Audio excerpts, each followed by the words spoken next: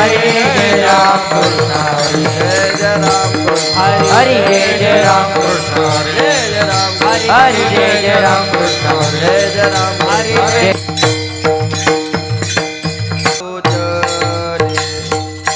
रूप पाहता लोचने रूप पाहता लोचने रूप पाहता लोचने रूप पाहता लोचने रूप पाहता लोचने हरे रूप पाहता लोचने रूप पाहता लोचने सुख झाले हो सजनी सुख झाले हो सजनी तो हा विठ्ठल भरवा तो हा विठ्ठल भरवा हरे सुख झाले वो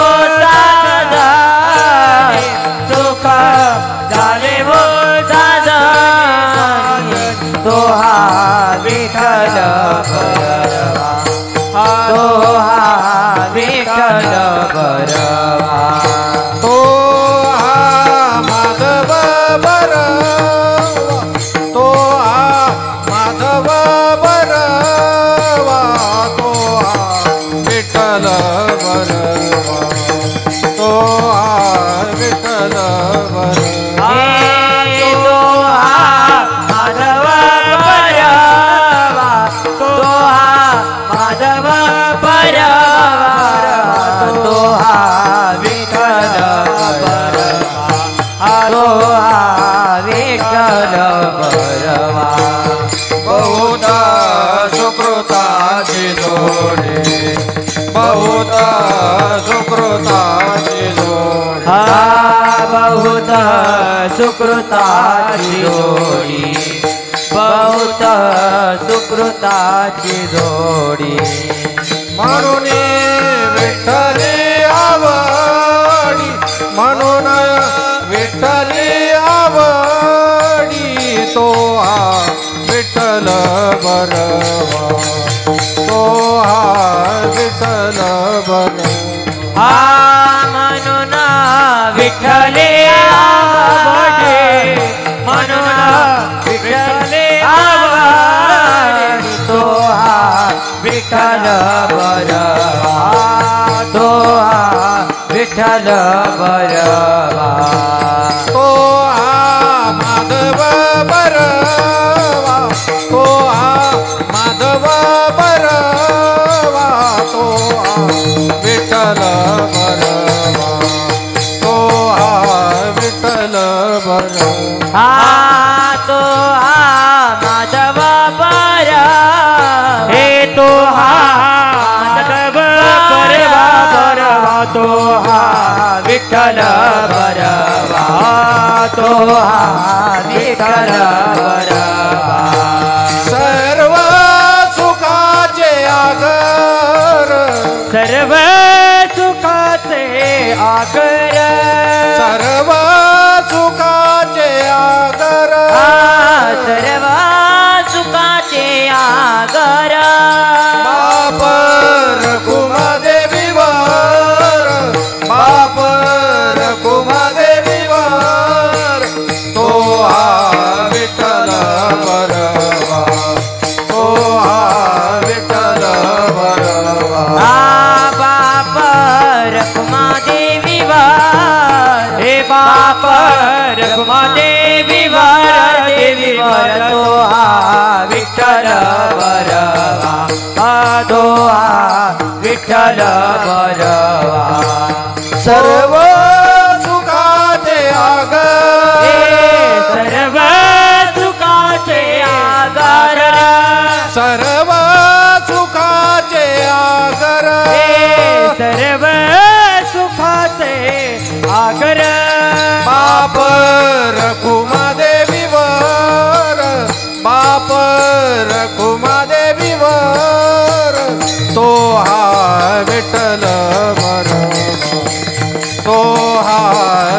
विठ्ठल बरवा बाप रखुमा देवीवर बाप रखुमा देवीवर देवीवर तो हा विठ्ठल बरवा तो हा विठ्ठल बरवा तो माधव बरवा तो माधव बरवा तो विठ्ठल बरवा तो विठ्ठल बरवा तो माधव बरवा तो माधव बरवा तो विठ्ठल बरवा तो विठ्ठल बरवा जय राम कृष्ण हरी जय राम कृष्ण हरी जय राम कृष्ण हरी जय राम कृष्ण हरी जय राम कृष्ण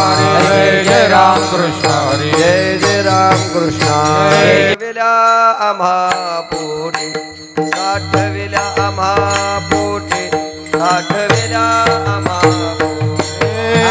आनंदाच्या कोटी साठविल्या आम्हा पोटी साठविल्या महापोटी साठविल्या आम्हा पोटी आनंदाच्या कोटी साठविल्या आम्हा पोटी साठविल्या महापोटी साठविल्या आम्हा पोटी आनंदाच्या कोटी साठविल्या आम्हा पोटी साठविल्या महापोटी साठविल्या आम्हा पोटी प्रेमे चालीला प्रवाह प्रेमे चालीला प्रवाह प्रेमे चालीला प्रवाह प्रेमे चालीला प्रवाह प्रेमे चालीला प्रवाह नाम ओगलवलावो नाम ओगलवलावो नाम ओगलवलावो प्रेम चालीला प्रवाह नाम ओगलवलावो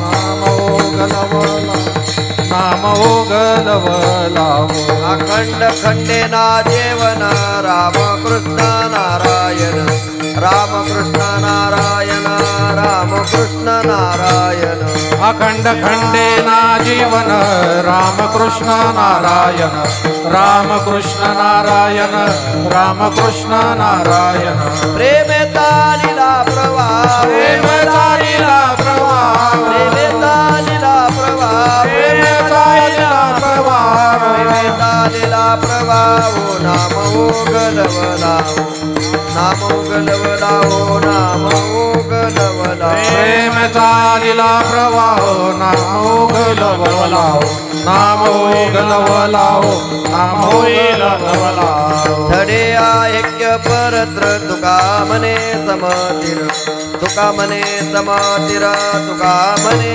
समतीर धडे ऐक्य परत्र तुका मने समतीर तुका मने समतीर तुका मने समतीर धडे ऐक्य परत्र तुका मने समतीर तुका मने समतीर तुका मने समतीर धडे ऐक्य परत्र तुका मने समतीर तुका मने समतीर तुका मने समतीर प्रेमे चालीला प्रवाह प्रेमे चालीला प्रवाह प्रेमे चालीला प्रवाह प्रेमे चालीला प्रवाह प्रेमे चालीला प्रवाह नाम ओगलवलावो नाम ओगलवलावो नाम ओगलवलावो प्रेमे चालीला प्रवाह नाम ओगलवलावो नाम ओगलवलावो नाम ओगलवलावो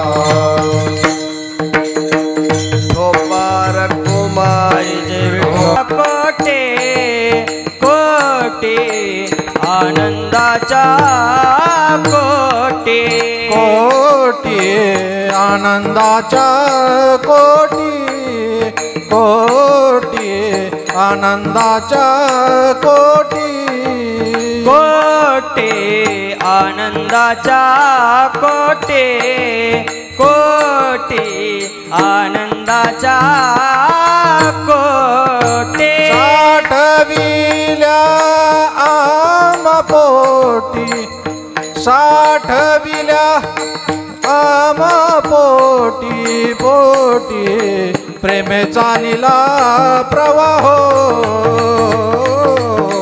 प्रेमे चालिला प्रवाह हे साठविल्या आमपोटी साठविल्या आमपोटी पोटी प्रेम चालिलो प्रभाव प्रभाव प्रेम चालिलो प्रभाव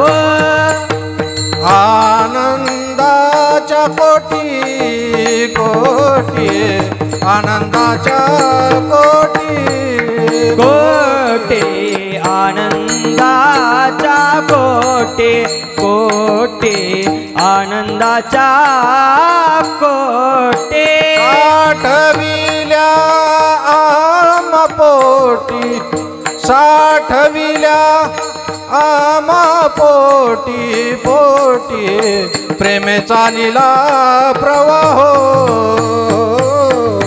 प्रेमे चालिला प्रवाह हे साठविल्या आमपोटी साठविल्या आमपोटी पोटी प्रेम चालिलो प्रभाव प्रभाव प्रेम चालिले प्रभाव नाम लवलावो नाम लवलावो लावो प्रेमे चालिला प्रवाह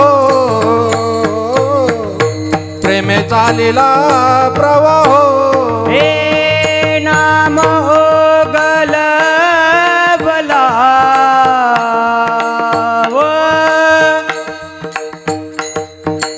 नाम लवलाव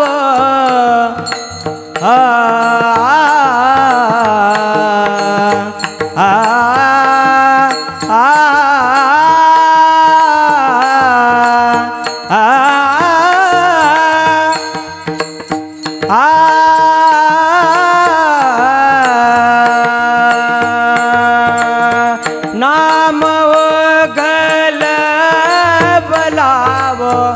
लबलाव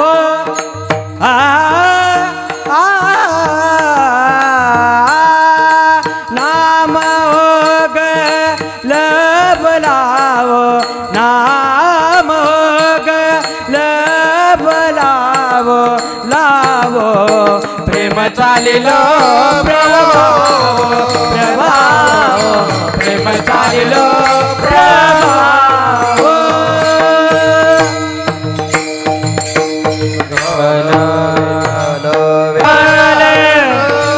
श्री ज्ञानदेव पंढरीनाथ भगवान माऊली ज्ञानेश्वर महाराज जगद्गुरु तुकाराम महाराज सद्गुरु जोगा महाराज सद्गुरु वाळू बाबा की गोपाल कृष्ण भगवान की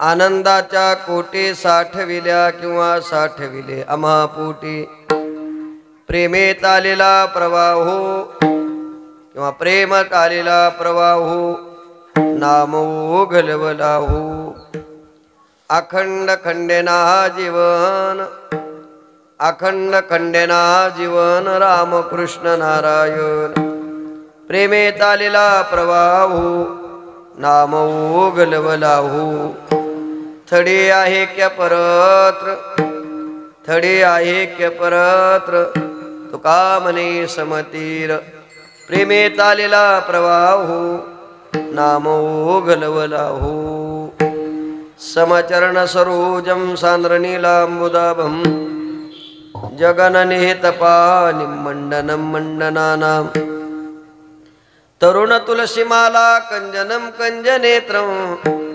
सदैधवलहासं विठ्ठलं चिन्तयामि पांडुरंगा करो प्रथमा नमः पांडुरंगा करो प्रथमा नमन पांडुरंगा करो प्रथमा नमन पांडुरंगा करो प्रथमा नमन दुसरे चरण संतांची हरि दुसरे चरण संताजी दुसरे चरण संताजी ज्यांच्या कृपा दाने कथेचा विस्तार ज्यांच्या कृपा दाने कथेचा विस्तार ज्यांच्या कृपा दाने कथेचा विस्तार ज्यांच्या कृपा दाने कथेचा विस्तार बाबाजी सद्गुरुदास तुका बाबाजी सद्गुरुदास तुका बाबाजी सद्गुरुदास तुका नमो ज्ञानेश्वरा नमो ज्ञानेश्वरा निवृत्ती उदारा सोपान देवा मुक्ताबाई नमो त्रिभुवन पावनी आद्यत्रे जननी देवाची ज्यांचे गावे केला वास त्यासे नसावे उदास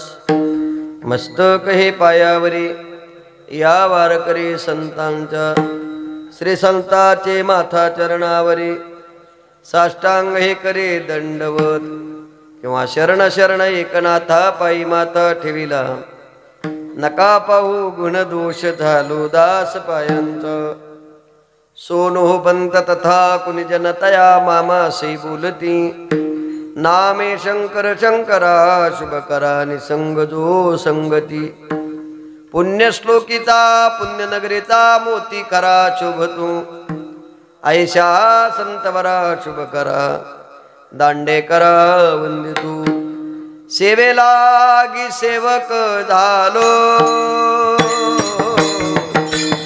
सेवेलागी सेवक सेवेलागी सेवक झालो सेवेलागी सेवक झालो तुमच्या लागल निज चरणा आहो स्वामी तुक या देवा यावरी न करावा अविरू आनंदाच्या कोटी साठविल्या किंवा साठविली आम्हा पोटी प्रेमेत आलेला प्रवाहू नाम उघलवलाहू प्रस्तुत कीर्तन रूपी सेवेकरता निवडलेला अभंग महान भगवत भक्त संत सम्राट विश्ववंद्य महाराष्ट्र भूषण असणारे देहूचे सुप्रसिद्ध साधू वैराग्याचे मूर्तिमंत पुतळे श्रीमंत श्री जगद्गुरु तुकाराम महाराज यांचा 4 चरणाचा सर्वांच्या परिचयात आणि पाठातला अद्वैतपर प्रकरणातील अभंग आहे आणि हाच अभंग नामपरही प्रकरणात आहे। अभंग जगद्गुरु तुकाराम महाराजांचा आहे। अभंग सर्वांना ज्ञात आहे, अभंग सर्वांना परिचयात आहे। अभंगाचा जर त्रुत शब्दशः भाव पाहिला तर अतिशय सोपा आहे। आनंदाच्या कोटी महाराज म्हणतात आमच्या पोटामध्ये कोट्यावधी आनंद साठवलेला आहे, कारण हरिप्रेमाचा प्रवाह सारखा चालू आहे। हरिनामाचा ओघ जलदगतीने वाहत आहे। रामकृष्ण नारायण या मंत्राचा अखंड जप केल्याचा परिणाम आम्हाला तो आनंद प्राप्त झालेला आहे। जो आनंद प्राप्त झालेला आहे तो आनंद इहलोकात आहे आणि परलोकात आहे। 2 थडे आहेत, एक अलीकडची आहे आणि दुसरी पलीकडची आहे। अलीकडच्या तीराच्या माणसाला पलीकडे जायचं। पलीकडे काय आहे? पहिलं उभा दाता कटीकर ठेवणी, ज्याची दृष्टी सम आहे, चरण सम आहे आणि समान हे विशेषण ज्याच्या बाबतीत लागू आहे, ज्याला शास्त्राने ब्रह्म म्हटलेलं आहे, असा परमात्मा स्वरूपातला परमात्मा पहिल्या तीराला आहे। पण त्या तीराला जीव गेला पाहिजे याकरता जीवाला काय करावं लागेल? अखंड जर जीवानं राम आणि कृष्ण याचं चिंतन केलं तर जीव त्या तीराला सहज जाऊ शकतो। असा सहज या अभंगाचा भाव आहे। विठ्ठल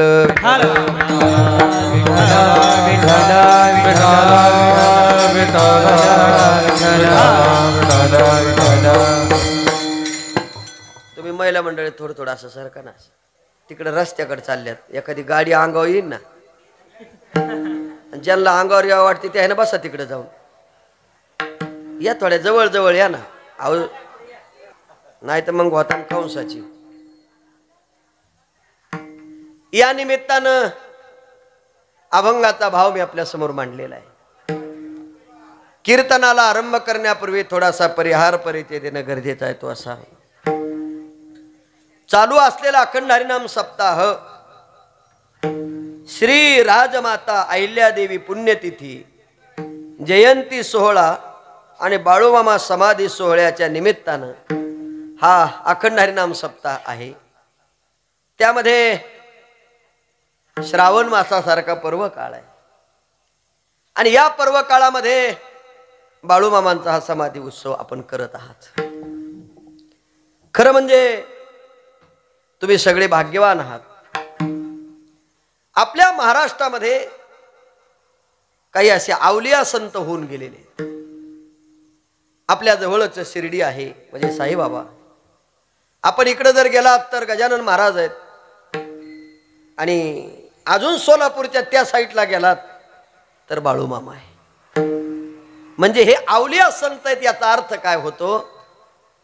दिसायला तुमच्या आमच्या सारखे होते, तुमच्या आमच्यात राहत होते, तुमच्या आमच्या सारखं बोलत होते, तुमच्या आमच्या सारखा घर प्रपंच होता, पण साक्षात्कार जर म्हणाल तर परमात्म्यासोबत बोलत होते. त्यांना अवलिया संत म्हणतायत. विठ्ठल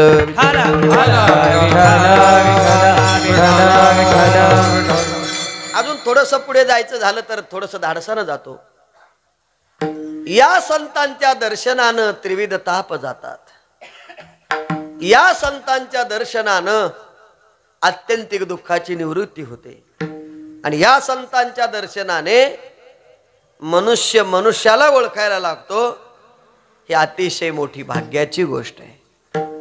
मी बाळूमामाच्या अनेक सप्त्यात कीर्तनं केलेली आहेत.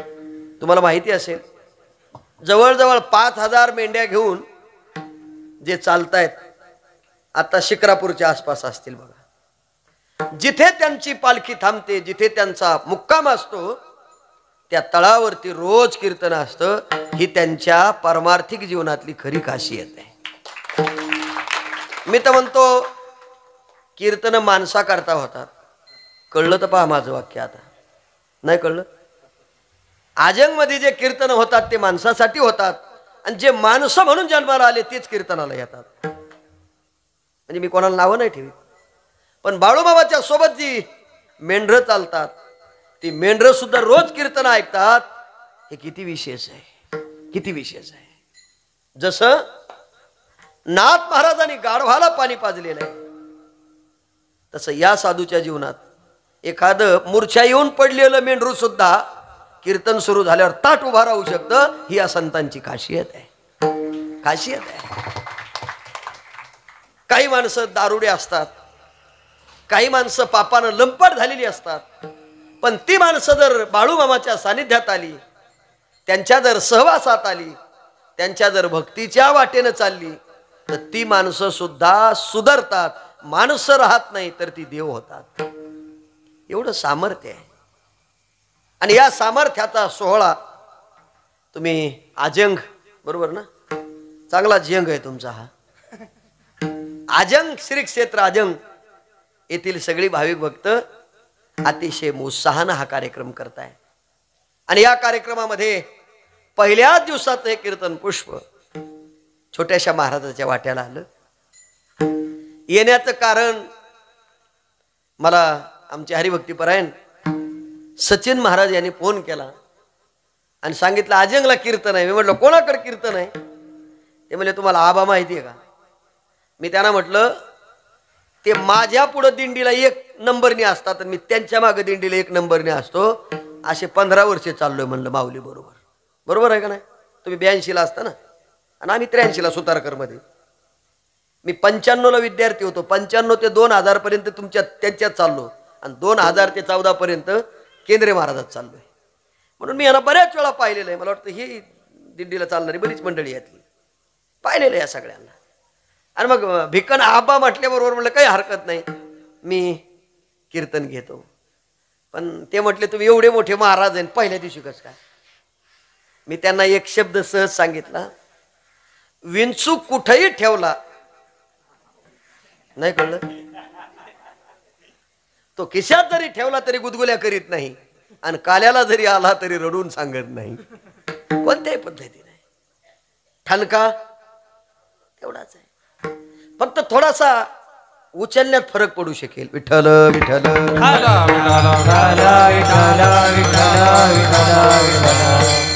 आणि म्हणून म्हटले पहिला दिवस. म्हणलं ठीक आहे, मी येतो पहिल्या दिवशी.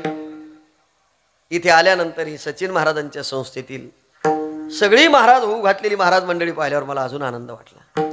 त्याचं कारण असं आहे, मी 2001 ते 2014 पर्यंत वारकरी शिक्षण संस्था सांभाळलेली आहे. त्याच्यामुळे मला विद्यार्थ्यासोबत कीर्तन करायचं चांगलं माहिती, कसं करायचं काय करायचं सगळं माहिती. भूक लागेपर्यंत कीर्तन करायचं, झोप येईपर्यंत कीर्तन करायचं.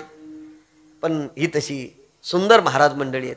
आणि त्याचबरोबर माझ्यासोबत आलेले माझे सहकारी मित्र गायनाचार्य आमचे हरिभक्तीपरायण योगेश महाराज शेजूळ हे या ठिकाणी आहेत. विनेकरी महाराज आहेत. तुम्ही सगळे श्रोतृवर्ग, मायबाप, साऊंड सिस्टीमवाले दादा आहेत, शूटिंगवाले पण दादा आहेत. म्हणजे काही चुकलं तर बरोबर टिपवायचं आणि टिपून टिपून ते टिपलेलं सुद्धा तुम्हाला पुन्हा पुन्हा ऐकवायचं. याकरता शूटिंग चालू आहे. आणि शूटिंग असल्यानंतर माणसं सुद्धा व्यवस्थित बोलतात. विठ्ठल विठ्ठल.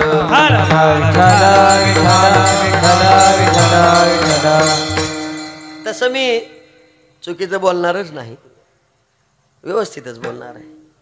नियम असा आहे, गावरान गाईचं वासरू गावरान गाईलाच पितं. मी जास्त उल्लेख करत नाही त्याचा आता. त्यामुळे मी काही चुकणं वगैरे असं काही होणार नाही. होणार नाही म्हणजे मी अभंगाचा भाव वेगळा सांगणार नाही, वेडवाकडं बोलणार नाही. माझा अभंग मी जो आत्ता सेवेकरता निवडला तो अभंग जगद्गुरु तुकाराम महाराजांचा आहे. या अभंगामध्ये जगद्गुरु तुकाराम महाराज आपल्या आनंदाची अभिव्यक्ती व्यक्त करतायत. आपण जर या कलियुगाचा विचार केला तर या कलियुगामध्ये प्रत्येक मनुष्याला आनंद हवा आहे. गरीबातला गरीब असला तरी त्याला आनंद पाहिजे आणि श्रीमंतातला श्रीमंत असला तरी त्याला काय पाहिजे? आनंद पाहिजे. अजून थोडस पुढे बोलणार आहे. वेड्यातला वेडा जरी असला तरी त्याला काय पाहिजे? आनंद पाहिजे. मग हा जो आनंद पाहिजे तो आनंद तुम्हाला शोधूनही प्रपंचात सापडत नाही. शब्द विचारपूर्वक वापरला, शोधून. पण त्याच्या मागचं थोडं बोलतो. प्रपंचात आनंद आहे म्हणूनच माणसं घोड्यावर बसतात, हे किती वाईट आहे. शोधून आनंद सापडत नाही, त्याचं उत्तर देऊन मोकळा होतो, मला दम निघत नाही. मुळामध्ये ज्याचं मूळच दुःखाला कारण सांगितलं त्याला येणाऱ्या फांद्या आणि फुलं सुखाच्या नसतात. हे मूळ दुःखाचं आहे, हे येणाऱ्याला माहित नसतं. पण एकदा आला, झाडावर उभा राहिला, झाडाला फळं फुलं आले की मग असं वाटतं आपण नसतो आलो तर बरं झालं असतं. का? संसार दुःख मूळ, चहूकडे इंगळ. दुःख बांधवडी आहे हा संसार, सुखाचा विचार नाही कोठे, सुखाचा विचार नाही कोठे, सुखाचा विचार नाही कोठे. दुःख बांधवडी आहे हा संसार, सुखाचा विचार नाही कोठे, सुखाचा विचार नाही कोठे, सुखाचा विचार नाही कोठे. दुःख बांधवडी आया संसार, सुखाचा विचार. माझं उत्तर या ठिकाणी एवढंच आहे, ज्याच्यामध्ये आनंद आहे माणूस ती गोष्ट करत नाही. ज्या साधनेनं आनंद प्राप्त होतो माणूस ती साधना करत नाही. आणि ज्या साधनेनं आनंद मिळत नाही माणूस ती साधना केल्याशिवाय. भगवंताचं नामचिंतन केल्यानंतर आनंद मिळतो हे किती लोकांना कळतं? जे रोज कीर्तनाला येतील त्यांनाच कळेल. राम कृष्ण हरी जय जय, राम कृष्ण हरी, राम कृष्ण हरी जय जय, राम कृष्ण, राम कृष्ण हरी जय जय, राम कृष्ण हरी, राम कृष्ण हरी जय जय राम. आता मला सांगा, असं रामकृष्ण हरीचं चिंतन जर एकांतात बसून अर्धा तास रोज जर केलं तर एकांतात बसून रामकृष्ण हरी परावानीनं म्हटल्यानंतर काय आनंद होतो, जो त्याचं चिंतन करतो त्यालाच कळेल, इतराला कळणार. अजून थोडंसं मला पुढे जायचंय. वारकरी फाटक्या कपड्याचा असेल, वारकरी मळक्या कपड्याचा असेल, पण मुखामध्ये जर राम आणि कृष्णाचं जर संतत चिंतन करत असेल तर टाटा बिर्लापेक्षा श्रेष्ठ आनंद आमच्या वारकऱ्याचा असेल, हे प्रत्येकाला मान्य करावं लागेल. ज्ञानोबारांनी याचं वर्णन ज्ञानेश्वरीत केलंय बघा. आमोचे करवे गोठी ते झालेच नुही वाघ सृष्टी, आमुती देखावे दिठी ते दिठीच नोये. सामान्य माणसाचा अनुभव सामान्य, विशेष माणसाचा अनुभव विशेष आहे, आणि सामान्यातला सामान्याचा अनुभव विशेषातला विशेष आहे. कबीरदास महाराजांनी वर्णन केले बघा.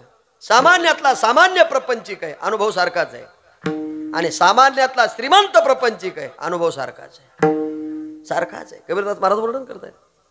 जो देखे सो दुखिया बाबा, सुखिया कोई नहीं रे, राजा दुखिया प्रजा दुखिया जंग मजू.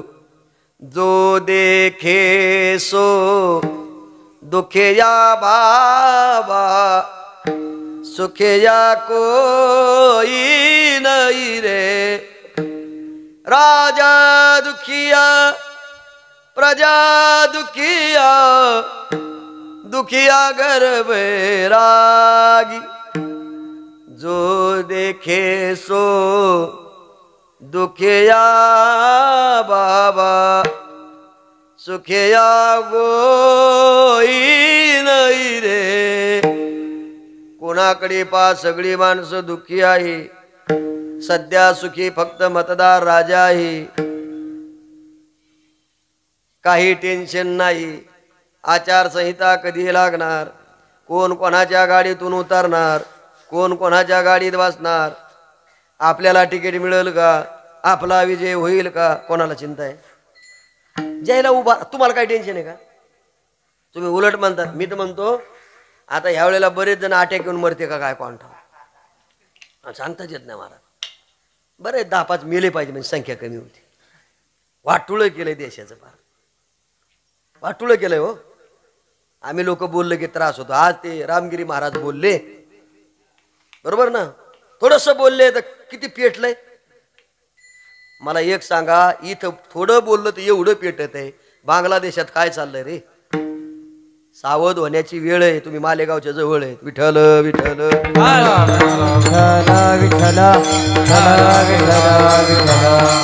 माझा उद्देश म्हणण्याचा एवढाच आहे, आपल्याला सुख दुःख कमी की जास्त आहे कोणी बोलायला तयार नाही आज. पण सगळ्याकडे पाहिलं की सगळे राजा दुःख. बरं हे कधी सांगितलं? मी नाही, कबीरदास महाराजांनी. त्यांचा काळ कधीच आहे. अशा माझ्या किती पिढ्या जात्या. राजा दुखिया प्रजा दुखिया. राजा जर दुःखी असेल तर प्रजा सुखी होईल का? उदाहरण म्हणून सांगतो, तुम्हाला कळलं तर पहा. एक दिवशी राजा गावात फिरायला निघाला, आणि फिरत फिरत फिरत एका गल्लीत गेला. गल्लीत गेल्यावर तिथली एक 70 वर्षाची आजी, थोडीशी कडक होती, हंडा घेतला आणि पाणी आणण्याकरता विहिरीवर गेली. विहिरीवरचं पाणी शेंदलं म्हणजे असं काढलं, हांड्यात टाकलं, हांडा डोक्यावर घेतला, निघाली. राजाने विचारलं, भरलेला हांडा आहे म्हणून त्यात 2 रुपये टाकले. कशात? हांड्यामध्ये. का तर सुखाचा दिवस लागतो असं म्हणतात. आता त्याच्यात पैसे टाकले, लक्ष्मी टाकली, सुखाचं आहे. पण त्या आजीला प्रश्न राजाने विचारला, आजी साहेब तुम्ही कुठं गेलतात? म्हणजे इथून 1 किलोमीटर पाणी आणण्याकरता. का बरं? तुमच्या घरी नळ नाही? आजी म्हणली, माझ्या घरी नळ आहे पण त्याला अजून पाणी आलं नाही. अहो म्हटले, माझं लग्न झालं तेव्हा नळ्या हातरवल्या होत्या, मला पोरग झाल्यावर तुट्टी लावली पण अजून पाणी नाही आलं. आजी फार हुशार होती. राजा म्हणला, मी पाण्याकरता 1.5 कोटी खर्च केले, केंद्र सरकारची योजना, आणि अजून पाणी आलं नाही. राजाला आलं टेन्शन. राजा म्हणला, ही आजी त्या माणसाच्या विरोधात काहीतरी बोलत असेल म्हणून राजा फिरून दुसऱ्या गल्लीला गेला. दुसऱ्या गल्लीतही तीच बोंब. तिसऱ्या गल्लीत गेल्यानंतर एक आजी गटारातला गाळ काढून बाजूला टाकत होती. राजाने विचारलं, आजी का बरं असं करता? अरे म्हटले, सगळं गावचं पाणी इथे येतं, माझं घर इथं आहे. त्या गटाराच्या तिथं जो बंबे आहे मोठा, त्याच्यात दगड गुतलाय, पाणी पलीकडे जात नाही, पाणी इथं थांबतंय. घाण थांबल्यामुळं मच्छर होतात, डेंगू झाला माझ्या लेकराला, तो डास चावला आणि डेंगून माझं लेकरू आज दवाखान्यात आहे. पुन्हा दुसऱ्याला होऊ नये म्हणून मी इथलं प्रयत्न करते हे पाणी सुरळीत व्हावं.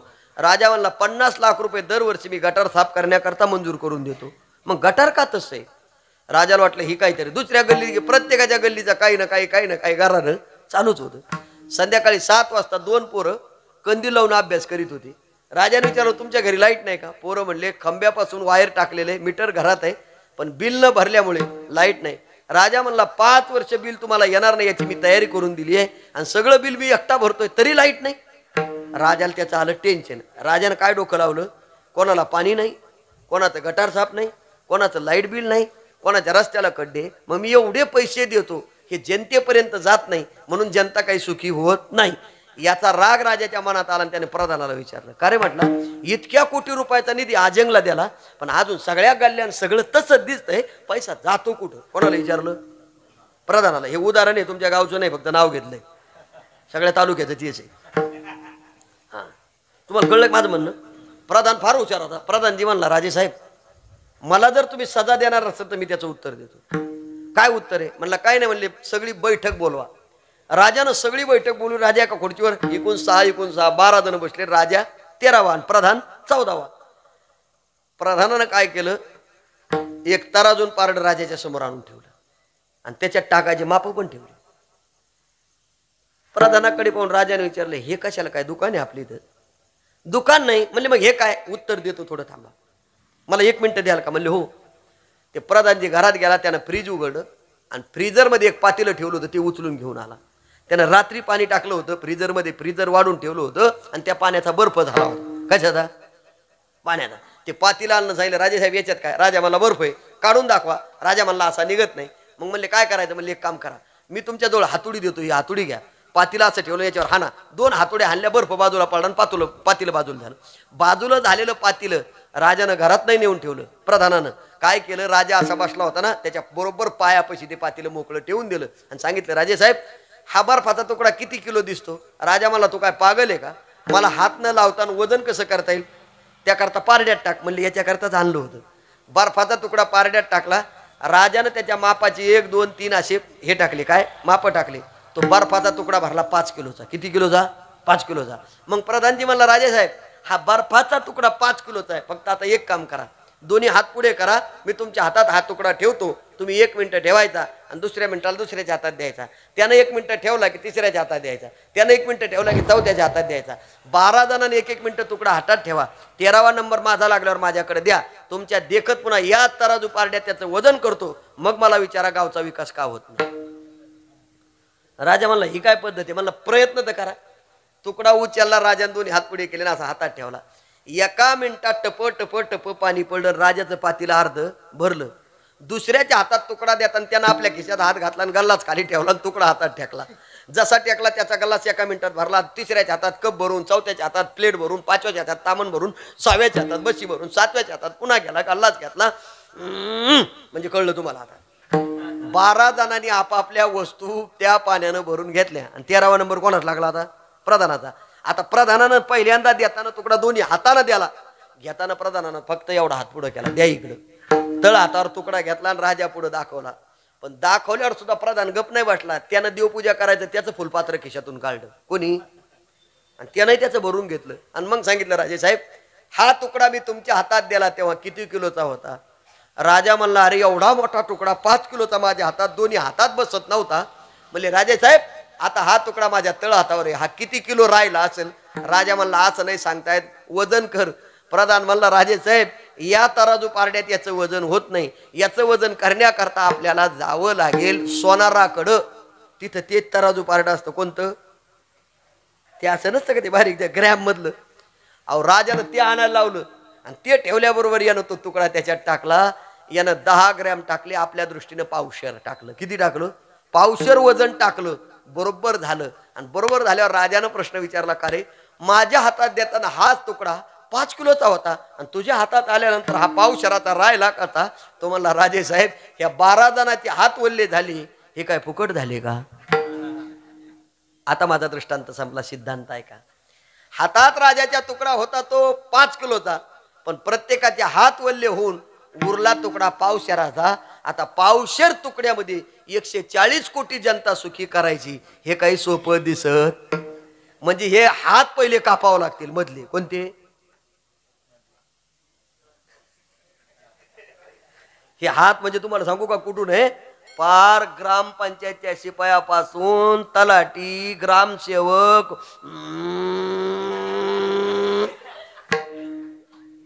त्या खात्याच्या अधिकाऱ्यापर्यंत. काय म्हणणं आहे तुमचं? सांगा. त्यांची इच्छा आहे जग सुखी झालं पाहिजे. त्यांनी 5 किलो आपल्या हातात दिलंय का नाही? पण 5 किलो आपल्यापर्यंत येऊस तर किती राहिलं? पावशेर. आणि पावशेरात 140 कोटी जनता. किती? आता मी असं विचारतो, सुखी होईल का? नाही. हे कधी सांगितलं कबीरदास महाराजांना?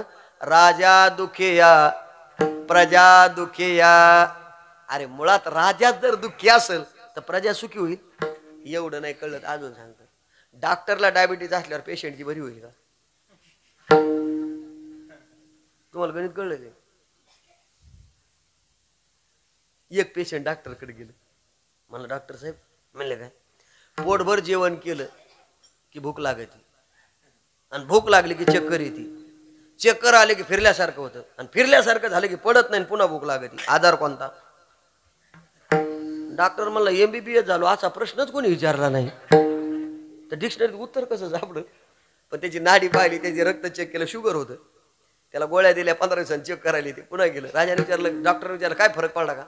ते म्हणला गोळ्याच्या अगोदर 2 भाकरी खात होतो, गोळ्या घेतल्यापासून 3 खातो. डॉक्टर म्हणले 3 खा, पण चक्कर बंद झाली का? चक्कर बंद नाही झाली आणि भूकही लागल्याशिवाय राहत नाही. डॉक्टरनं पुन्हा 2 गोळ्या दिल्या, गुण आला नाही. ते कीर्तनाला आलं आणि इथं 60 वर्षाचे आजोबा हरिपाठात पावल्या खेळत होते. यानं त्या आजोबाला विचारलं, तुमचं वय? म्हणले 60. म्हणले तुझं? 30. म्हणले आजोबा तुम्हाला काही आजार आहे का? म्हणले नाही. म्हणले तुला? म्हणले अहो मला डायबिटीज शुगर सांगितलंय डॉक्टरनं, आमक्या डॉक्टरच्या गोळ्या घेतो, पुण्याहून येतो, आठवड्यात 1 दिवस 3000 पिये, 3200 रुपयाच्या गोळ्या, 3000 महिन्याला 6500 माझा खर्च आहे जाण्या येण्यासहित. वारकरी म्हणला त्या डॉक्टरच्या गोळ्या खाऊ नको, तुझी डायबिटीज बरी होणार नाही. म्हणले का? डॉक्टरला डायबिटीज झाली, त्यांना चांदवडच्या डॉक्टरच्या गोळ्या चालू आहे. कोणाला? तुम्हाला कळतंय काही? आता डॉक्टर जर दुःखी असेल तर पेशंटला सुखी करील का? तुम्हाला ज्याच्याकडून आनंद घ्यायचा आहे तोच जर दुःखी असेल तर तुम्हाला देईल का? देऊ शकत नाही. आणि आनंद कुठेही कोणाला मिळत नाही. आनंद तिथेच आहे. आनंद तेचा मुकया शिवाच्या, बहिरे ऐकती कानेरी, नाचत जाऊ त्याच्या गावा खेड्या, सुख देल विसावारी. कुठं आनंद मिळतो? वचन आहे का कमळा पोती, माझी रंकाचे बिन कर जोडे तो कते काळी, आपण असावे जवळी. असंच ना? एग एग विठाबाई माझे पंढरीची आई, भीमानी चंद्रभागा तुझ्या चरणेची, उंच नीच काही नेने भगवंत तेष्टे भाव पवित्र ते कुळ पावन तो दे, ते त्यारेचे ऐक नाही सगळं. योगी या दुर्लभ तो म्या देखिला साज, देखिला देखिला माये देवाता देव, पिटला संदेव निमाले दुजे, का हो तुम्ही निश्चिंतीने निजला ते हरी, मानिले सुख आम्ही वाचू कैसा, उठा सावेद व्हावे क्षम सकळा द्यावे, जयाजी वासना तया तैसी पूर्वा, अवघे हरिजन बिळोनी आले राऊ, दोन्ही कर जोडोनी चरण विनविती गोपाळा. असंच ना? लाजली गी माय आता कोणा वाळू. 18 दिवस सुधरत नाही. सुधरतंय का? हा दुसरं दिसतच नाही हो. काही काही दमून येतात आणि जेवण करून झोपतात, झोपीतच माऊली माऊली माऊली होतंय का नाही असं? पण हे कुठं होतं? हे पंढरीच्या वाटेनं. आनंद तेचा मोकया शिवाच्या, बहिरे ऐकती नाचत जाऊ त्याच्या गावा खेडिया. म्हणून मी सांगितलं हा आनंद बोलता येत नाही, पण आनंद ज्याच्या त्याच्या बाबतीत मर्यादित आहे.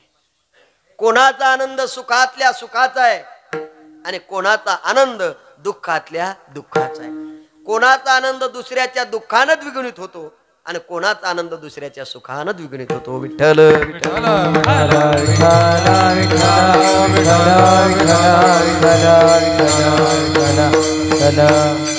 वर्णन केलं केलंय बघा. सत्य ज्ञानानंत गगनाचे प्रावरण, नाही रूप वर्ण गुणजे, तो रे श्रीहरी पाहिला डोळे भरी, पाहता पाहणे दुरी. अरे तुकाराम महाराजांच्या जीवनात सुद्धा आनंद आहे. पण तुकाराम महाराजांच्या जीवनात जर आनंद एक बाजू तुम्ही पाहताय, तर तुकाराम महाराजांच्या जीवनात व्यावहारिक सुख दुःख सुद्धा आहे. कोणी नाकारू शकत नाही. मी असं विचारतो, तुकाराम महाराज तुमच्या आमच्या सारखे होते, तुमच्या आमच्यात राहत होते, तुमच्या आमच्या सारखं बोलत होते. त्यांना घर प्रपंच, आपल्याला घर प्रपंच आहे. त्यांच्याकडे शेती, आपल्याकडे शेती. ते पीक राखत होते, आपण पीक राखतो.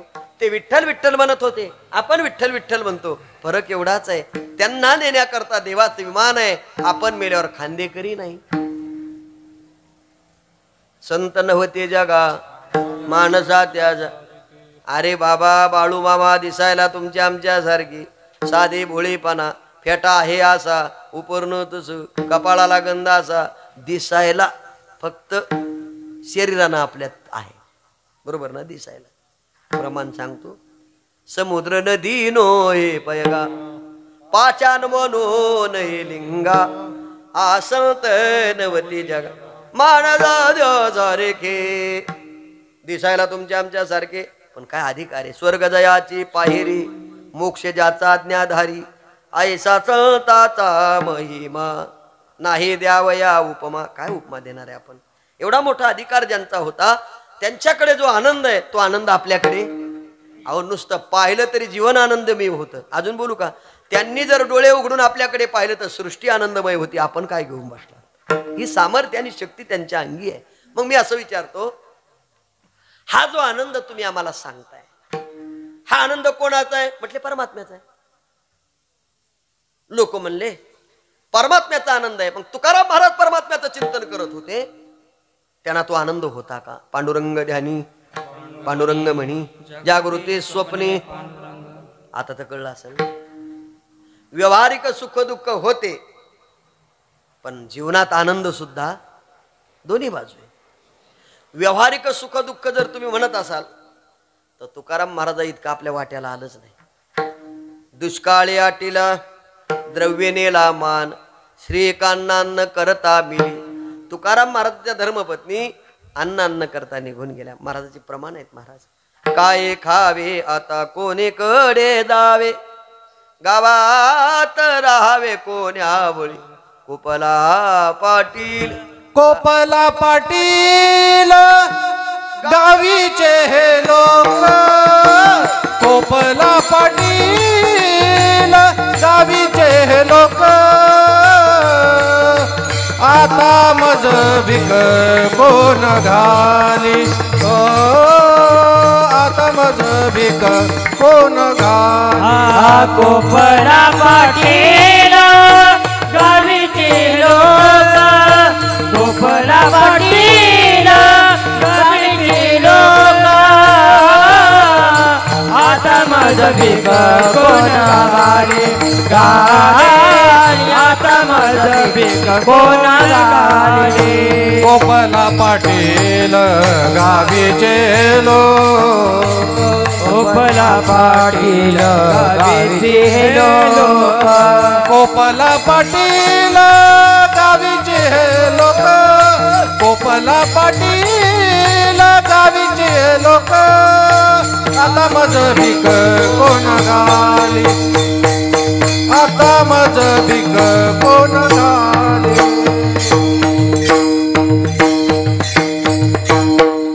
कोपला पाटील गावेचे लोक, आता मज भिक कोण घाली. गावातल्या पाटलानं सांगितलं, पण कोपला पाटील गावीचे हे लोक, आता मज भिक कोण घाली. ही अवस्था तुकाराम महाराजाची आहे, पण कोणापुढे मांडलं का दुःख? अजून सांगतो. त्या काळामध्ये तुकाराम महाराज श्रीमंत होते. तुकाराम महाराजाचे वडील श्रीमंत होते. तुकाराम महाराजाची धर्मपत्नी आप्पाजी गुळवे यांच्या घरातल्या. म्हणजे वडील काय कमी श्रीमंत होते का? पुन्हा खरेदी करण्याचं सामर्थ्य होतं ना. पण दुष्काळी आटेला द्रव्य नेला मान, श्रीकांनान्न करता मिली. महाराजाच्या धर्मपत्नी गेल्या. एका साधकानं तुकोबरायला विचारलेलं आहे, वर्णन आहे. महाराज तुमच्या जीवनातला मान गेला, तुमच्या जीवनातलं धन गेलं हे सोडा, पण तुमची जीवश्य कंठस्य तुमची धर्मपत्नी गेली. तुकाराम महाराज म्हणतात अन्नमान धन हे तो प्रारब्धाधीन. आपण खेद करायचा नाही. आता हे म्हटल्यानंतर त्या साधकाने विचारलं, म्हटले महाराज धर्मपत्नी गेली, निदान एकांतात तुम्ही असताना कधी तुमच्या मनात तरी तिच्याबद्दल आलं असेल ना? एकटे झोपल्यानंतर कधी स्वप्नात आली असेल ना? तुकोबाराने वर्णन केलंय, स्वप्नात येण्याकरता झोप लागली पाहिजे. स्वप्नात येण्याकरता काय लागली पाहिजे? झोप लाग. तुकाराम महाराज म्हणतात देवाच्या चिंतनाने झोपच लागली नाही तर स्वप्न पडण्याचं काही कारणच नाही. त्याला प्रमाण आहे. दुःख ते कैचे नाही स्वप्नाशी, भुक्ती मुक्ती झाल्या कामारी त्याचे वर्म तू आम्हापाशी, सुखे राहिला प्रेमाजिया. स्वप्नात सुद्धा दुःख आलं नाही का बरं? तुकोबारा म्हणतात देवाच्या चिंतनाने झोपच लागली नाही. मी असं विचारतो, स्वप्नात त्यांच्या आलं नाही, आपलं उलट आहे. आपलं उलट आहे. स्वप्नही त्याचं पडत नाही. कोणाचं? हा, आपल्याला स्वप्न पडतं. 8 दिवस जर बायको गावाला गेली तर 9व्या दिवशी स्वप्नातच येते. थोडीशी माफी मागून बोलतो, हे नंतर काढून टाक तुझ्या याच्यातलं. माफी मागून बोलतो. बायको एक 10 वर्षापूर्वी स्वप्नात येत होती. ह्या 10 वर्षापासून बायका स्वप्नातच येत. खरं तुमच्या काळातल्या जरा वेगळ्या असतील, आमच्या काळातल्या फार वेगळ्या आहेत. त्या डायरेक्ट विचारतात, का रे गोविंद तुला जेवायचं का? तुझा काय राम्या गडी आहे का हा? आपण जर म्हणलं ना असं बोलू, सुशिक्षित आहे आम्ही, बिना अकलीची. नवऱ्याला नावानं हाका मारल्यावर सुशिक्षितपणाचं लक्षण होतं का? पूर्वीचा काळ वेगळा होता. असं म्हणतात पूर्वी बायको कासराभर लांब चालायची. आता कासराभर नाही, आता कासरात राहिला नाही, यालाच कासरा बांधलाय. कासरा बायला असतो ना.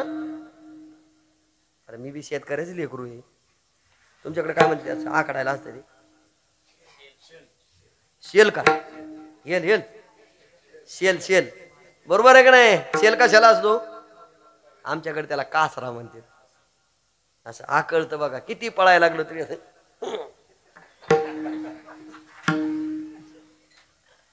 पूर्वीचा काळ वेगळा होता, लांब चालायची. आता डायरेक्ट जवळच चलती अशी.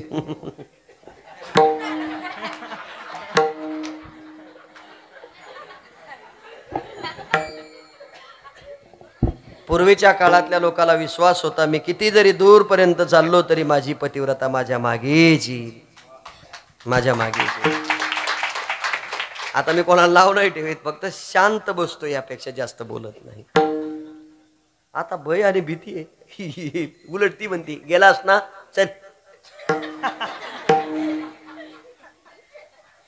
बघून घेईन मी माझं.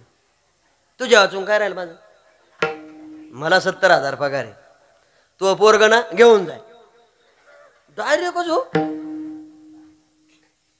काही नाही आपल्या म्हणजे म्हणून आहे असं. आपण आहे ना अलीकडे सगळं बदलत चाललंय. जग इंटरनेटवर गेलं पाहिजे हे मी मान्य करेल, पण जगामध्ये संस्कृती राहिलीच पाहिजे, जोपासली. अरे पूर्वीच्या काळातल्या पद्धती काय होत्या? पाहुणा जर आला तर खानदानी श्री पटकन बाहेर येत नव्हती. छोट्या मुलापाशी पाणी द्यायची, तिकडनं आरुळी न कळता ती चहा घेऊन यायची. आता तसं राहिलंच नाही महाराज. आता जावई आला तर सासू त्याच्या जवळ येऊन बसून अशी मशरी लावली.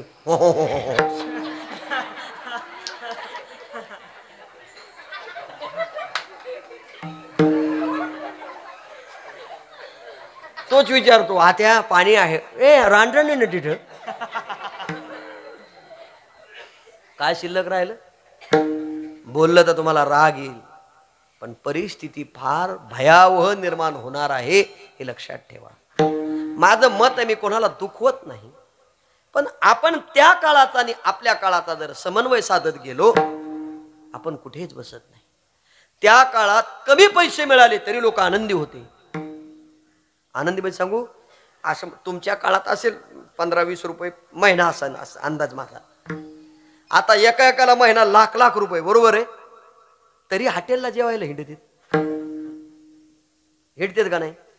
7 दिवसातून शहरातल्या कमीत कमी 3 दिवस हॉटेलच खात असतील. स्वयंपाक करायचा कटाळा. ती येताना त्याला फोन करून विचारते, तुम्ही जेवणार आहात का? हो म्हणलं की ती म्हणते, मग येताना काजूची भाजी आणा ना. का आज ना जरा खावं वाटतं बाहेरचं. आणि तुम्हाला सांगू, सतत हॉटेलचं बाहेरचं खाऊन वृत्ती स्थिर होत नाही. वृत्ती ही चंचल होत राहते. आपलं अन्न पवित्र आहे, आपलं अन्न पवित्र आहे. आणि पवित्र अन्न जेव्हा पतिव्रता स्त्री करते आणि सगळ्या बाळांना खाऊ घालते, तेव्हा संस्कारानं ती भरलेली असते. तिथं बनवलेलं जे असतं ना, ते कोण येईल त्याच्याकरता असतं, कोणाकरता नसतं. असं नाही कोण येईल फार गोडी नसतं ते. मी कोणाला दुःख देत नाही, पण माझं म्हणणं एवढंच आहे, व्यावहारिक सुख दुःख हे प्रत्येकाच्या जीवनात आहे. महाराजांच्या जीवनातली धर्मपत्नी गेली म्हणून स्वप्न पडल्यावर नाही, स्वप्न तुकाराम महाराजाला देवाचं स्वप्न. पण देवाचंही स्वप्न पडण्याकरता तुकोबाराय म्हटले, झोपत लागली नाही तर स्वप्न पडण्याचं. म्हणजे देवाचं चिंतन, जागृती स्वप्न सुषुप्ती नाठवी पाहता रूप गोविंदासनी गोविंद शयनी गोविंद त्यामनी. तुकाराम महाराजांनी विना गळ्यात घातला आणि गोविंदाचं भजन करत करत तुकाराम महाराज भंडारा भामचंद्र घोराड्या डोंगरावर जायचे, भजन करायचे. इतकं भजन करायचे. लोक असं म्हणतात बो कधी कधी, तुकाराम महाराजांची बायको कर्कशा होती, तुकाराम महाराजांसोबत भांडत होती आणि म्हणून तुकाराम महाराज भंडारा भामचंद्र डोंगरावर जाऊन भजन करत होते. ही कल्पना डोक्यातून काढून टाका. तुकाराम महाराजांच्या धर्मपत्नीनं भांडण हे तुकोबारायबरोबर केलेलं नाही. त्यांचं भांडण होतं हे तुकाराम महाराज ज्या पांडुरंगाचं चिंतन करून सगळं विसरत होते, त्यांचं भांडण त्याच्यासोबत होतं. बऱ्याच संतांनी वर्णन केले, अरे अरे विठ्या मुळ माईच्या कारट्या, तुझी रांडरण की झाली कोणाची, आपला अधिकार नाही. काळ्या इठ्याचा मुडदा गेला ही म्हणण्याची ताकद कोणात आहे? पांडुरंग परमात्म्यात आहे. आणि ही म्हणण्याची ताकद जर पांडुरंग परमात्म्यात जिजाबाईत असेल तर जिजाबाईचा अधिकार किती मोठा आहे. महाराज एक दिवस तुकाराम महाराज निघाले, भजन करू लागले. भजनामध्ये इतके तल्लीन झाले. तुकोबारायचं भजन म्हणजे वृक्षबले आम्हा सोय रे वनचरे पक्षी सुस्वरे गाती आळवेती दगडाच्या टाळामधुनी गायले अभंग. महाराजांना भजन असं म्हणतात. तुकाराम महाराजाच्या हाताचा स्पर्श ज्या दगडाला झाला, आज सुद्धा जर तुम्ही देहूला निघाला तर चिखली टाळगाव लागतंय मध्ये देहूला जाताना आळंदीहून, तिथे तुकाराम महाराजांच्या हातातले जे टाळ आहेत ना दगड, ते आज सुद्धा आहेत. आज सुद्धा बऱ्याच दगडांना माहित नसेल.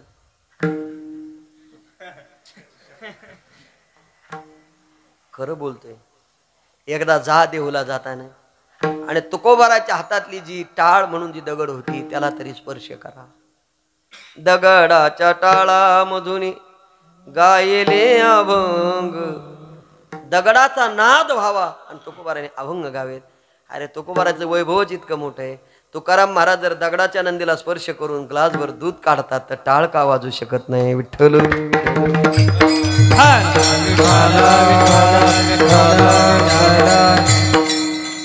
हे तर मान्य आहे का नाही? इलेश्वरा ते पूजेले दूध नंदी ते काढिले. आणि तुकाराम महाराज भजन करू लागले. भजन करता करता एका डोंगरावरती गेले. आनंद मिळाला तुकाराम महाराजांना आणि त्या डोंगरावरच थांबले. माध्यान्नाला सूर्य आला, जिजाबाईनं पाहिलं, सकाळपासून गेलेत अजून काय येईन. असं म्हणतात तुकोबारायला जीव घातल्याशिवाय अन्नाचा कण आणि पाण्याचा थेंब ज्यांनी स्वीकारला नाही मरेपर्यंत त्या जिजाबाई आहेत. तुम्ही कुठेही कोणाचं वर्णन लावू नका. जिजाबाई सामान्य नाहीत. तुकाराम महाराजाला भूक लागली की जिजाबाईला कळत होतं काय जीव होता, काय जीव होता. सूर्य पाहायला माध्यान्नाला आला. जिजाबाई म्हणतात घरी नाही आले. देवाला विचारलं, ते जोपर्यंत घरी येत नाही तोपर्यंत तुला जेवायला देणार नाही. कोणाला? आता थोडस डोकं चालवा. पांडुरंगाला सुद्धा जेवायला देणार नाही म्हणण्याची हिंमत जी आईत असेल तिचा अधिकार किती मोठा असेल. असं वाटतं कधी कधी सगळं सोडावं आणि जिजाबाईकडे पाहत राहावं. मी असं म्हणतो, जिजाबाई जरी कळली तरी आपल्या जीवनाचं भाग्य आहे. तुम्ही इतक्या पतिव्रता श्रेष्ठ आहेत. माय मावल्या हो, तुमचं इतकं मोठं कौतुक केलेलं आहे शास्त्राने, इतकं मोठं काय वर्णन करावं. जिजाबाईनं पाहावं, टोपलीमध्ये भाकरी भरली, तुकाराम महाराजा करता निघाल्या. असं म्हणतात, देहूच्या बाहेर आल्यावर 3 रस्ते फुटले, भंडारा, भामचंद्र आणि घोराड्या. तुकाराम महाराज कोणत्या रस्त्याने गेले असतील? जिजाबाईला शंका निर्माण झाली.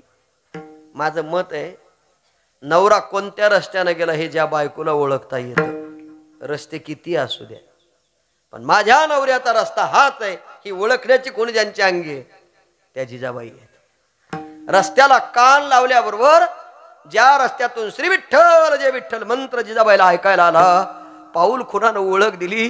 जिजाबाई म्हणतात, याच रस्त्याने गेल्या. काय अधिकार आहे? रस्त्याला कान लावल्यावर तुकाराम महाराज तिथं बसून जे भजन करतात ते जिजाबाईला इथं ऐकायला येतं. ही लक्षणं भांडणातली आहे, ही लक्षणं प्रेमातली आहे. तुकाराम महाराज निघाले, जिजाबाई निघाल्या, तुकाराम महाराज भजन करतात. असं म्हणतात, वर गेल्यानंतर जिजाबाईला काटा मोडला. जिजाबाईला काटा मोडल्यावर जगाच्या मालकानं परमात्म्यानं पाहिलं आणि जिजाबाईकडे पाहून भगवंतानं विचारलं, गुराख्याचं रूप धारण केलं. आई साहेब काय झालं? जिजाबाई म्हणतात, तुझे डोळे गेले का रे? कोणाचे? काय अधिकार आहे? एवढ्या अधिकार संपन्न तुम्ही स्त्रिया होतात, सामान्य समजू नका. भगवंतानं विचारलं, आई साहेब डोळे चांगले पण सांगा ना काय झालं? जिजाबाई म्हणतात, माझ्या पायात काटा मोडला. भगवंतानं सांगितलं, आई साहेब काटा काढू का? जिजाबाई म्हणतात, तुला काढता येतो? कोणाला? मला असं वाटतं देवाला सुद्धा जिजाबाईच्या पायातला काटा काढण्याकरता गुराख्याचं रूप धारण करावं लागलं. हा अधिकार आमच्या जिजाबाईचा होता. समजायचं परमात्मा जर देव झाला असता तर जिजाबाईनं काटा काढू दिला असता. भगवंतानं सांगितलं, साहेब मी लय जणाचे काटे काढले. जिजाबाई विचारतात, कोणाकोणाचे काढले? आई साहेब रावणाचा काटा मीच काढलाय, पुतण्याचा काटा मीच काढलाय, शूर्पणखेचा काढलाय, कंसाचा काढलाय. जिजाबाई म्हणतात, पण हे आमच्या देहूचे दिसत नाहीत ज्यांचे काटे काढले. काटा काढणाऱ्यानं सांगितलं, आई साहेब ज्याचे काटे काढले त्यांचे पाय पुन्हा परत नाही आले,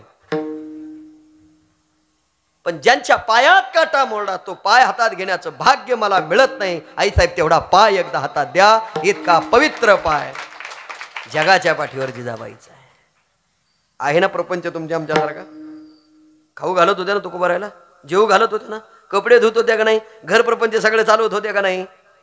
हे सगळं तुम्हाला सुद्धा करता येतं. तेवढी निष्ठा पाहिजे, तेवढी निष्ठा पाहिजे. भगवंतानं सांगितलं, द्या ना पाय. ऐका, 2 हातानं सृष्टी सुखी केली. जिजाबाईचा पाय हातात घेण्याकरता 2 हात पुढे केले. एखाद्या भिकाऱ्यासारखा झाला. आई साहेब पाय हातात घेतला.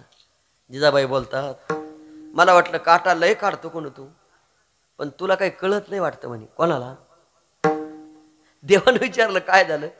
म्हणले, काटा काढण्याकरता 1 हात मोकळा ठेवावा लागेल का नाही, आणि 2 हात जर माझ्या पायाखाली गुतले तर काटा काढायला हात कुठून आणायचा? देव म्हणले, थांबा, पाय मांडीवर ठेवा.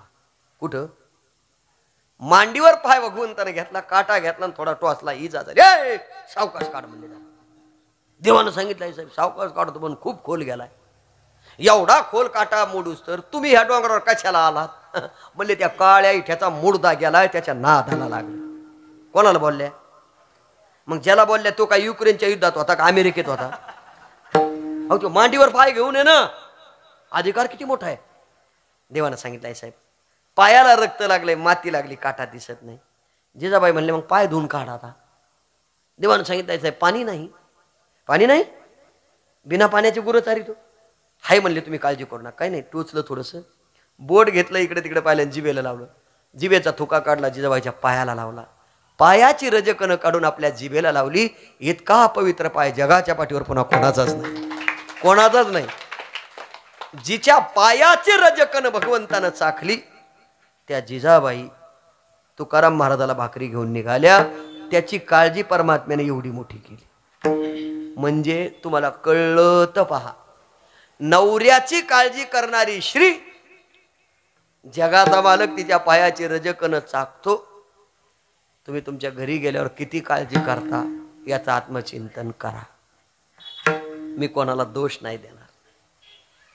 सतत तुमच्या डोक्यात संभ्रम आहे, संभ्रम नवऱ्याविषयी सतत. अहो त्यांचा जीवच तितका होता ना महाराजावर. आता बघा तुम्ही किती विशेष आहे. काटा काढला आणि जिजाबाई टोपली घेऊन निघाल्या, पण देवालाच विचारलं कुठं राहतो रे. त्यानं सांगितलं हे काय. हात केला की बंगला तयार झाला. काय करतो म्हणले हे गुरं आणि ही आपली शेती. घरापुढून येण्या जाण्याचा रस्ता आहे. वर डोंगरावर कोणी गेलंय आणि काही संकट आलं तर त्याला मदत करतो. जिजाबाई म्हणली घर इथंच आहे, शेतीत आणि गुरं इथं आणि रस्ता घरापुढून आहे आणि संकट आल्यावर मदत करतो. त्या अर्थी काट्याची फांदी तूच टाकली असली पाहिजे. देव म्हणला ये ग कळीन बस ग फाटकुळी. म्हणलं आईसाहेब माझे गुरं दूर गेलेत, मी हे काम करत नाही. शब्द वापरल्याबरोबर उठल्या. भगवान बाजूला झाले. जिजाबाई पुढं चालतात. भगवान सूक्ष्म रूप धारण करून पाठीमागे. वरती गेल्यावर तुकाराम महाराज झाडाखाली भजन करत होते. सर्पविंचू तुकोबाराच्या अंगावर चढलेली आहे भजन ऐकण्याकरता. काय ते भजन होतं. जिजाबाईनं हाक मारली आहो. तुकाराम महाराजांनी डोळे उघडले आणि पाहिलं. आवले आवले म्हणल्यावर सगळी सर्पविंचू आपापल्या बिळात निघून जातात. जिजाबाई समोर येतात आणि शब्द वापरतात. माध्यान्नाला सूर्य आलं, तुम्हाला अन्न पाण्याची सोय नाही. तुकोबाराय म्हणतात आवले किती वाजले याचं भान नाही. परमात्म्यानं काय खायला द्यायला पाहिजे अजून. म्हणले पोट भरलं, भूकच लागत नाही. म्हणले कशानं. नेने तहान भूक पळाली. कशानं. या परमात्म्याच्या चिंतनानं एवढा तुम्हाला आनंद होतो. म्हणले हो. समोर भाकरी मांडली. परमात्म्यानं सूक्ष्म रूप धारण केलं. जिजाबाईच्या मागं उभे राहिले. वर गेल्यावर किती रागानं बोलतात काटा मोरड्यामुळं. कोणाला बोलल्या नाही. ताट मांडलं, भाकरीचा घास मोडला, तुकोबाराच्या मुखात घातला आणि तुकोबाराला सांगितलं महाराज अजून एक घास, अजून एक घास. तृप्त झाले तुकाराम महाराज आणि शब्द विचारतात आम्हाला जीव घातलं तुम्ही नाही जेवलात. जिजाबाईचं वाक्य महाराज तुम्हाला जेवताना जरी पाहिलं तरी माझं पोट भरतं. हे जिजाबाईच्या प्रेमाचं खरं प्रतीक आहे. मला भूक लागण्याचं कारण नाही. ऐकलं जिजाबाईचं बोलणं भगवंतानं. तुकोबाराने विचारलं पण पायाला रक्त दिसतं. म्हणले काटा मोडला. कोणी काढला. म्हणले एका गुराख्यानं. मोडल्याबरोबर समोर आला आणि मला विचारलं काय झालं. मी त्याला म्हणले तू हे डोळे गेले का. तुकाराम महाराज म्हणले अवघडच दिसते तू. त्यानं काय सांगितलं. त्यानं सांगितलं डोळे चांगले. मग मी म्हणलं काटा काढतो का. त्यानं सांगितलं मी लय जणांचे काढले. तुकोबाराने विचारलं कोणाकोणाचे काढले त्यानं काठी. रावणाचा, पुतणीचा, शूर्पणखेचा. हे नाव ऐकल्यावर तुकाराम महाराज उभे राहिले. म्हणजे आवले ज्यानं एवढ्याचे काटे काढले तो सामान्य गुराखी नाही, तो माझा पांडुरंग आहे. त्यानं काय केलं. म्हणजे दोन्ही हात पुढे केले, पाय हातात घेतला, मांडीवर ठेवला, काट्यानं काटा काढ. इजा होऊ लागली. पाय काटा दिशेना माती लागल्यामुळं त्यानं पाणी नाही मिळलं तर जिभेला बोट लावलं. जिभेचा थुका काढून पायाला लावला आणि पायाची रजकणं काढून आपल्या जिभेला लावली. हे तुकाराम महाराजाला कळल्यावर तुकाराम महाराजांनी लोटांगण घातलं. आवले ज्यानं तुझ्या पायाची रजकणं चाकली तो कुठं भेटला. म्हणजे तिथं त्याचं घर आहे. कोण येतो. तुकोबाराय म्हणतात अगं तो गुराखी नाही, तो माझा पांडुरंग होता. हा शब्द ऐकल्यावर जिजाबाई म्हणली तो जर तुमचा पांडुरंग आहे आणि त्याच्याकरता जर तुम्ही इथं येत असाल तर मला त्याचं घर माहितीये. मी जाताना त्याचा काटा काढते म्हणजे तुम्ही घर सोडून इथं येणार नाही. कोणाला बोलल्या. बोलल्या का नाही. तुकाराम महाराजाला शब्द बोलत नाही. आता मी तुम्हाला इथे दोन प्रश्न मुद्दाम विचारणार आहे. मुद्दाम. तुम्हाला जर नवऱ्यानं सांगितलं दुपारी डबा पाठव तर तुमच्या ध्यानात राहत. त्यो तिकून फोन करतो अगं 1:30 वाजलाय भूक लागली. बया विसरले.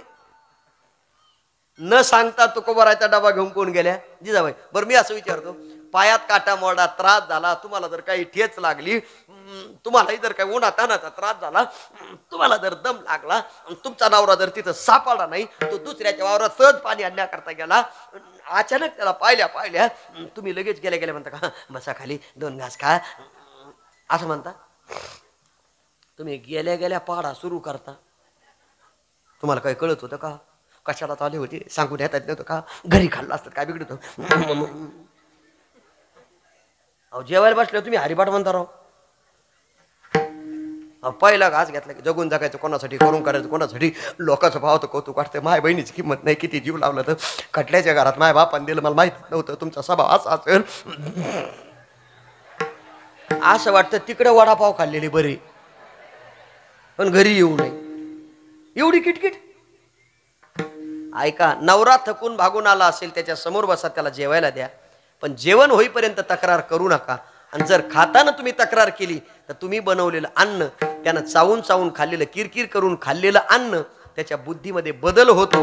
आणि बदल झाल्यामुळं, ही किरकिर झाल्यामुळं आपल्या घरात लक्ष्मी टिकत नाही, नांदत नाही. मग माणसं म्हणतात काय करावं? अरे खरा पती परमेश्वर आहे, त्यानं 2 घास जर सुखानं खाल्ले तर घर सुखी राहतं.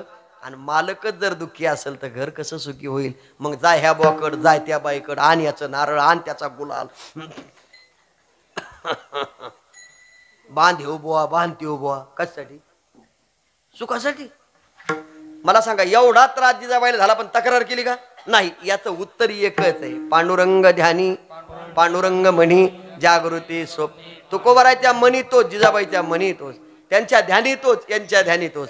मग जागृती स्वप्न सुषुप्ती नाठवी, पाहता रूप तुझी, असा जो परमात्मा ही, तो परमात्मा कसा आहे? सत्य ज्ञानानंत गगनाची प्रावरण. दुसरं वर्णन केलं, आनंदाद्वय नित्य निरामय.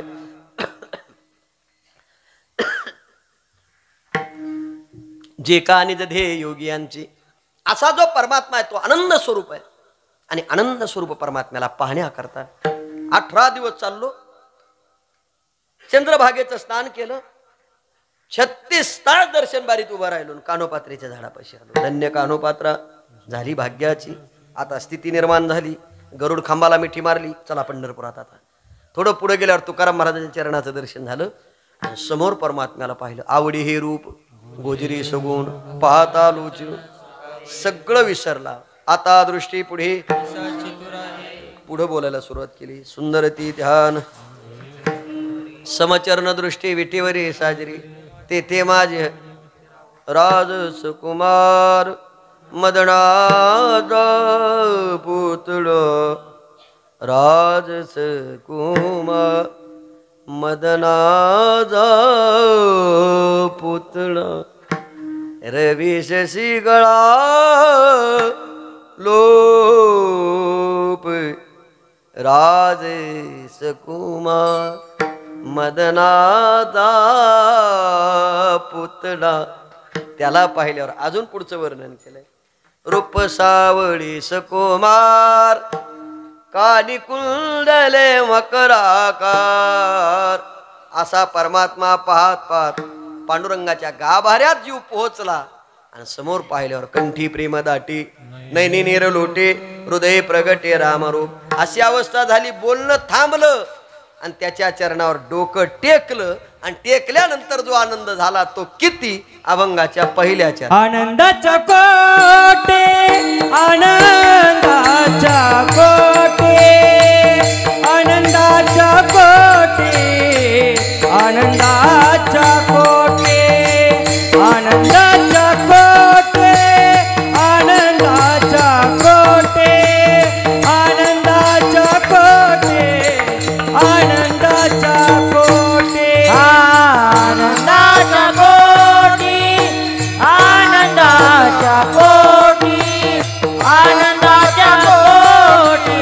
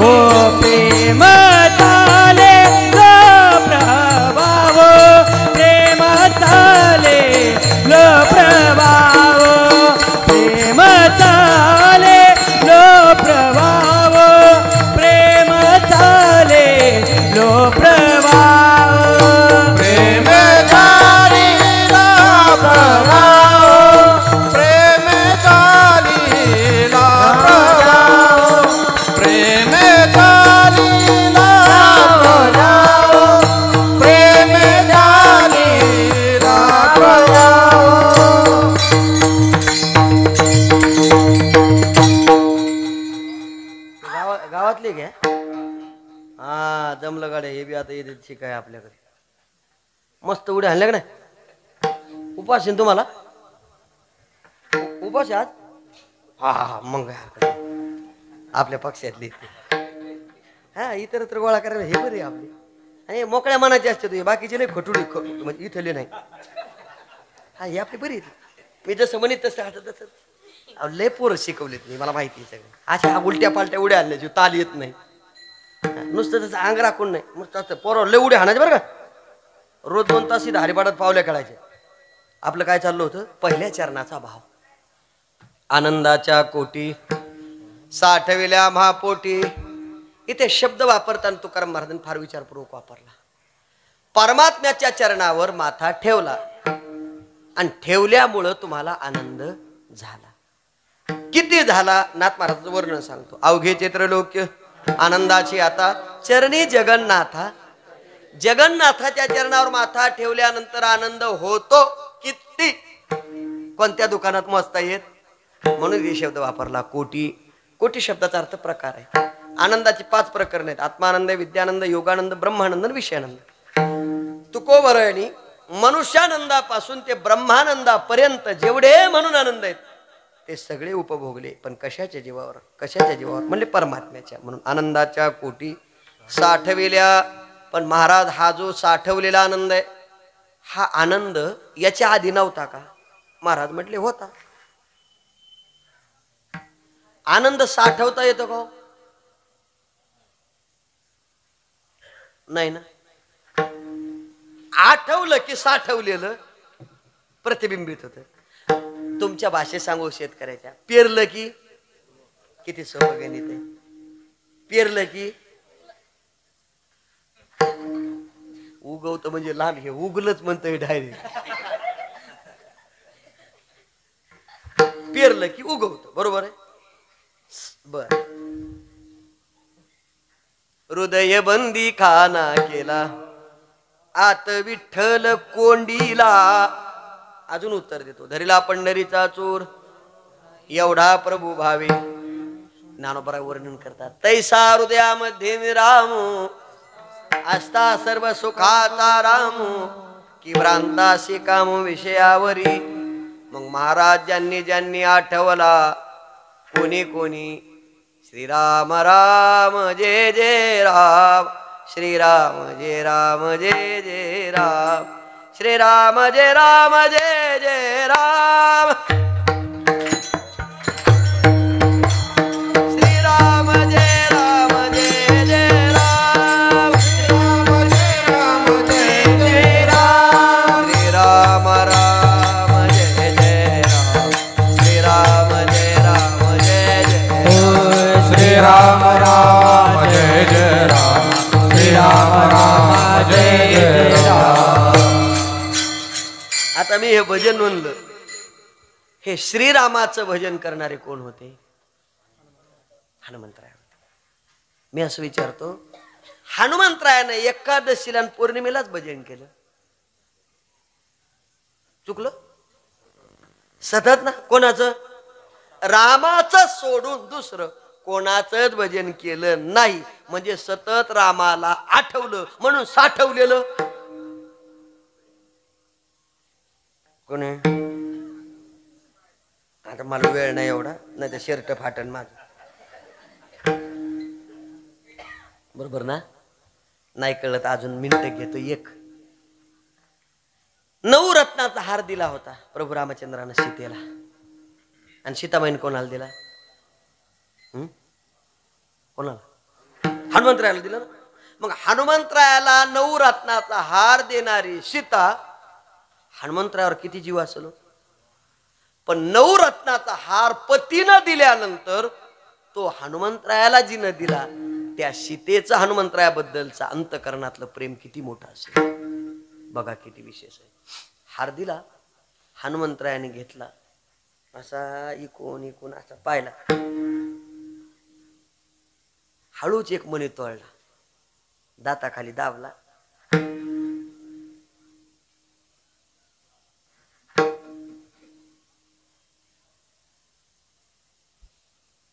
काय केला?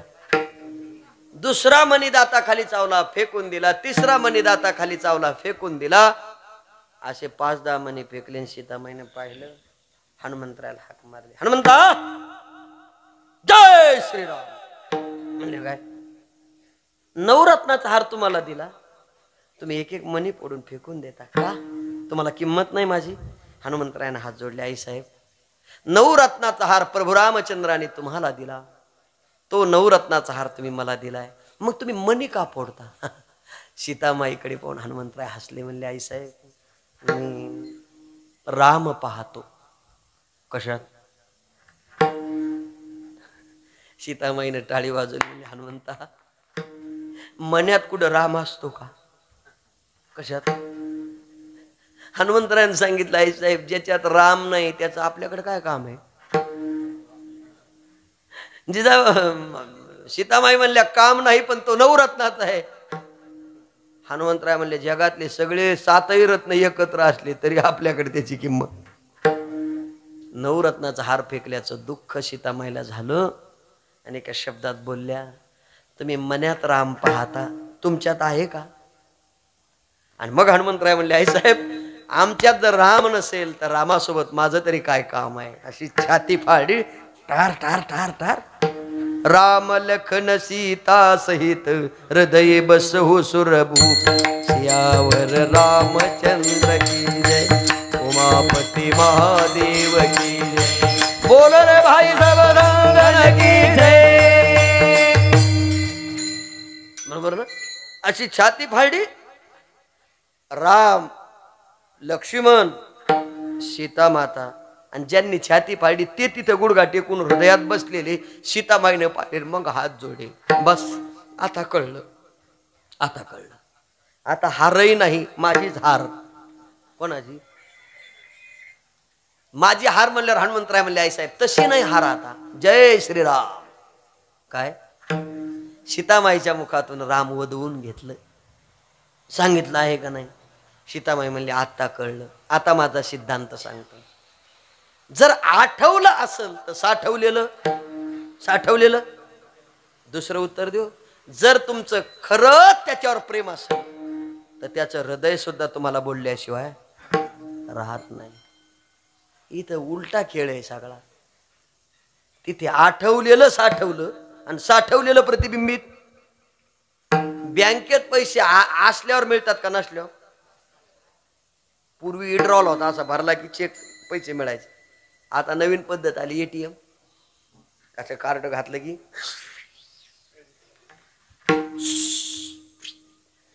त्या मशीन मधून पैसे येतील का नाही? आता नवीन सिस्टीम आली, गुगल पे, फोन पे. नुसतं बटन दाबलं की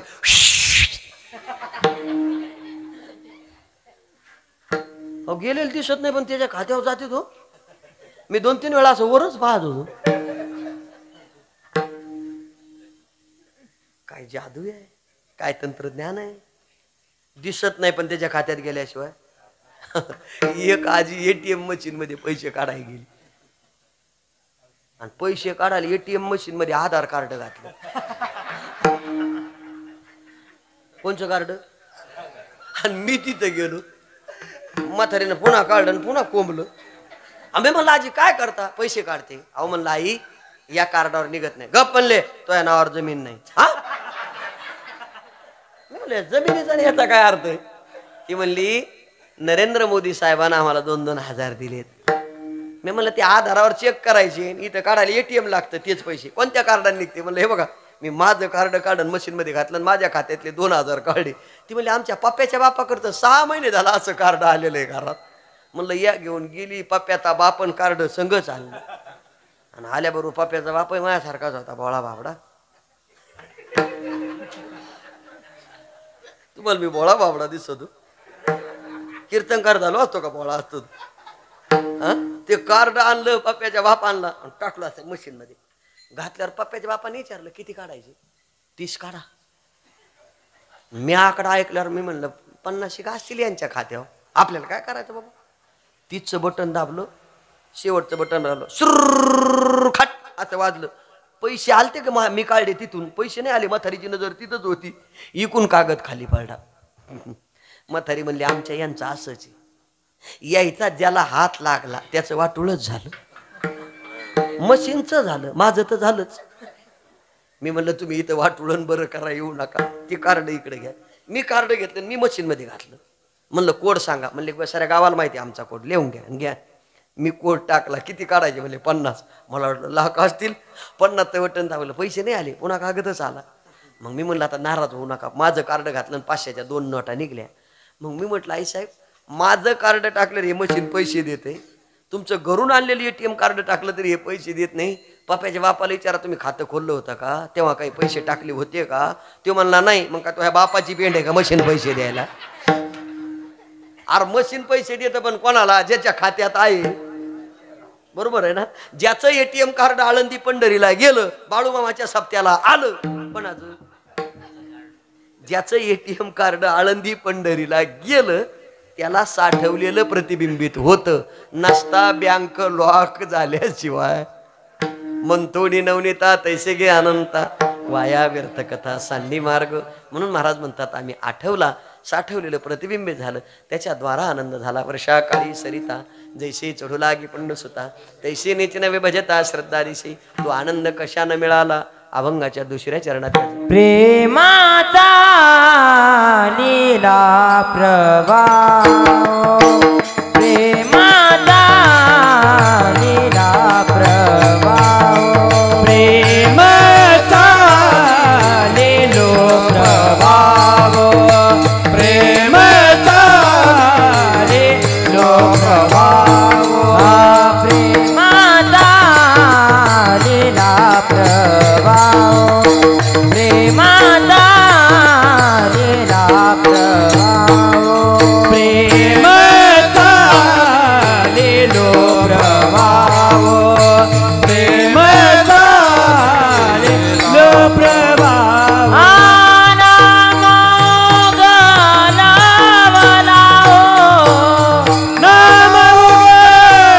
गलावला हो, नाम गलावला हो, नाम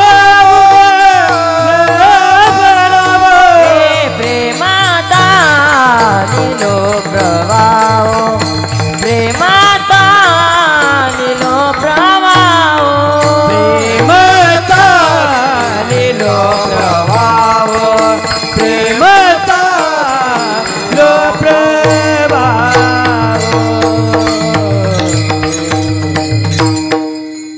वा वा वा. प्रेमेचा आलेला प्रवाह हो, नाम वगलवला हो. इथे प्रेम शब्दाचा अर्थ भक्ती आहे.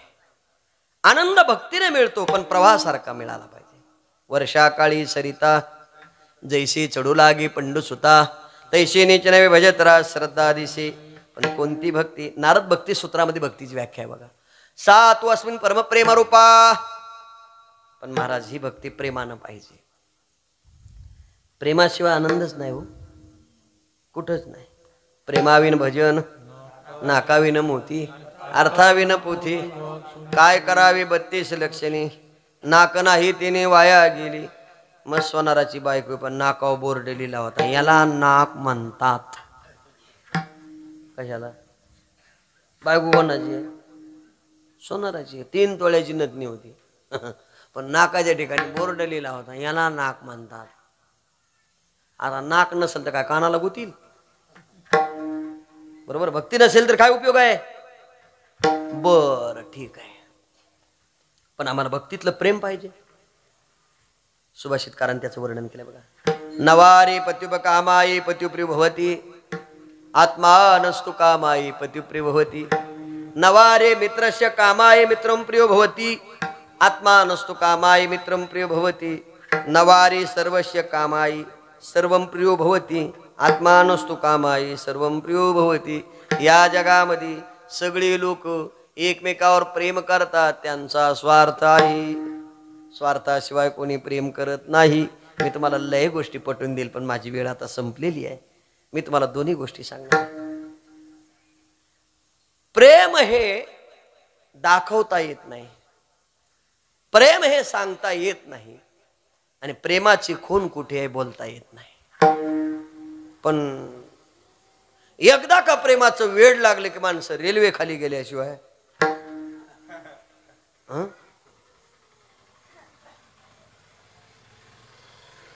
मला एक दिवशी माझ्या बायकोनंच विचारलं,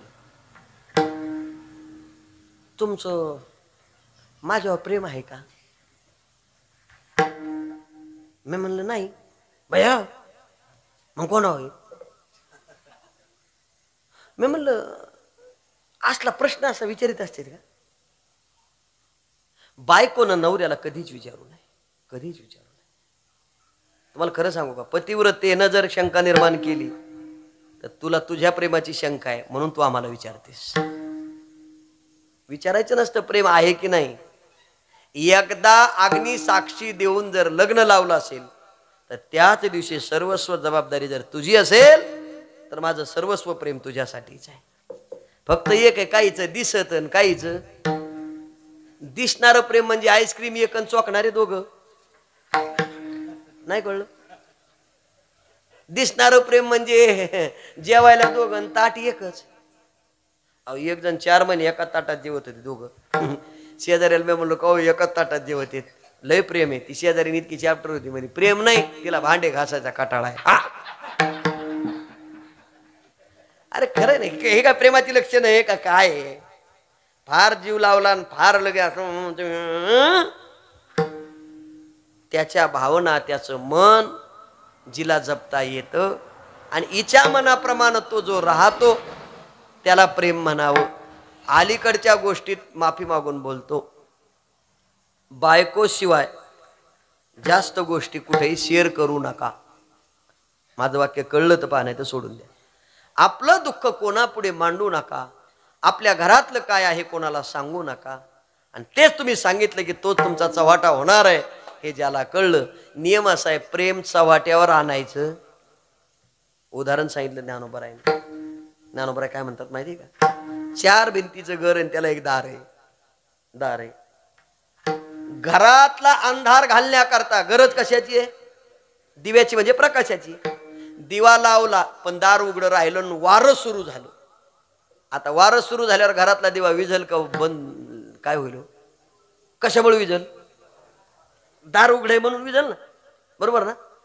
ती म्हटली दार उघडे म्हणून जर दिवा विझत असेल तर तिने दिवा उचलला आणि डायरेक्ट दरवाजात आणून मांडला. कुठं? आणि त्याच्याकडे पाहत होती, विजतो का? कोणाकडं? अहो सहज जरी झुळूक आली तरी झुन गेल्याशिवाय. एवढं ध्यानात ठेवा. कळलं तर पहा, जोपर्यंत प्रेम हृदयरूपी पेटीत आहे तोपर्यंत बाहेर किती वारा सुटू द्या विझत नाही. ज्या दिवशी हृदयातलं प्रेम वाचेद्वारा बाहेर येईल म्हणजे होटावर येईल त्या दिवशी इजल्याशिवाय राहणार. हातचा वाटा आहे हा. काय आहे? ह्याचा वाट्यावर जर आलं ना असं म्हणलं ना, माझं तुझ्यावर प्रेम आहे का, इतकं जरी बोललं तरी प्रेम शून्य आहे. देव आणि भक्ताचं प्रेम आहे पण न बोलता आहे. म्हणून प्रेमे चालीला प्रवाहो. म्हणून देव भक्ताकडे प्रवाहासारखा आनंद आहे. कशाने मिळेल? नाम ओघ लवला हो. भगवंताच्या नामाचा लाहो लागल्यानंतर प्रवाहासारखा आनंद होतो. कोणत्या नामानं? त्याचं वर्णन महाराजांनी 3ऱ्या चरणात केलंय बघा. अखंड खंडेना जीवन रामकृष्ण नारायण विठोबा रखुमाई. जय जय विठोबा रखुमाई. जय विठोबा रखु. पोटे साठविले आम्हा पोटे प्रेमे चालीला प्रवाहो. नाम ओघलवला हो. अखंड खंडेना जीवन रामकृष्ण नारायण. महाराज अखंड जर राम आणि कृष्ण याचं चिंतन केलं. आता रामाचं की कृष्णाचं बरीच प्रश्न आहे, मी जास्त वेळ घेत नाही. रकार उच्चार मात्रेण बहिर्निर्यातिपातकम पुनःप्रवेश भावेच मकार सुकपाटवत. राम म्हटल्यावर शरीरातले पाप बाहेर जातात, मग म्हटल्यानंतर बाहेरची आत येऊ देत नाही. इतकं सोपं आहे. अखंड त्याचं चिंतन करा. म्हणून अखंड हरिनाम सप्ताह आहे. याकरता आजपासून काल्यापर्यंत रोज जर अखंड नामचिंतन केलं तर त्याने कोणता आनंद होतो? शेवटच्या चरणात थडी ऐक्य परत्र. थडी ऐक्य परत्र. हा थडी ऐक्य परत्र. हा थडी ऐक्य परत्र. थडी ऐक्य परत्र. थडी ऐक्य परत्र. परत्र तडी ऐक्य परत्र तुका माने समतीर तुका माने समतीर प्रेमेचा लीला प्रवाह प्रेमेचा लीला प्रवाह तुका माने समतीर तुका माने समतीर समतीर प्रेमेचा लीला प्रवाह प्रेमेचा लीला प्रवाह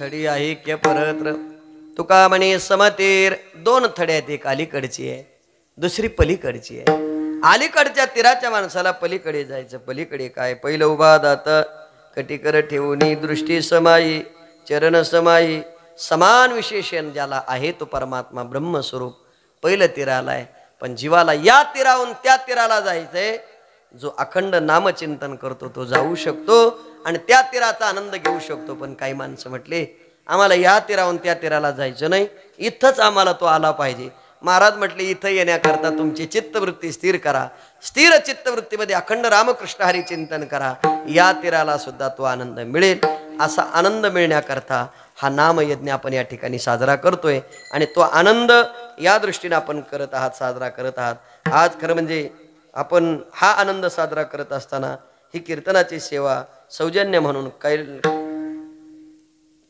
कैलासवासी बाळू काळू गांजे यांच्या स्मरणार्थ श्री शिवाजी बाळू गांजे यांच्याद्वारा ही सेवा आपल्याला करायला मिळाली आणि महा आनंद एकादशीचा प्रसाद सुद्धा आपल्याला भोजनाचा पंक्तीवाल्यांच्या द्वारा मिळाला ज्ञानेश्वरजी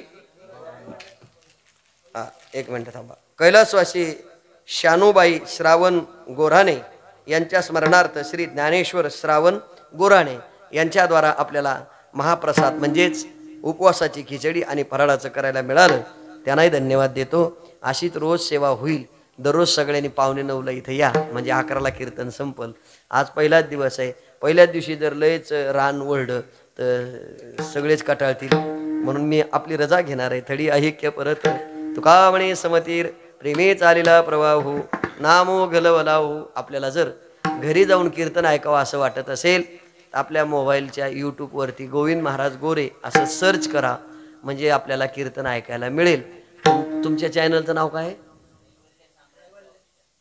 कैवल्य साम्राज्य ऑफिशियल चॅनल आहे यांचं इथे जे रेकॉर्डिंग झालंय त्याच्यावरही ऐकायला मिळेल आणि भरपूर कीर्तन आहेत माझे ऐकत बसा घरी बसल्यावर कधी निवांत ज्ञानेश्वर माऊली ज्ञानराज माऊली माऊली ज्ञानेश्वर माऊली ज्ञानराज माऊली ज्ञानेश्वर माऊली ज्ञानराज माऊली माऊली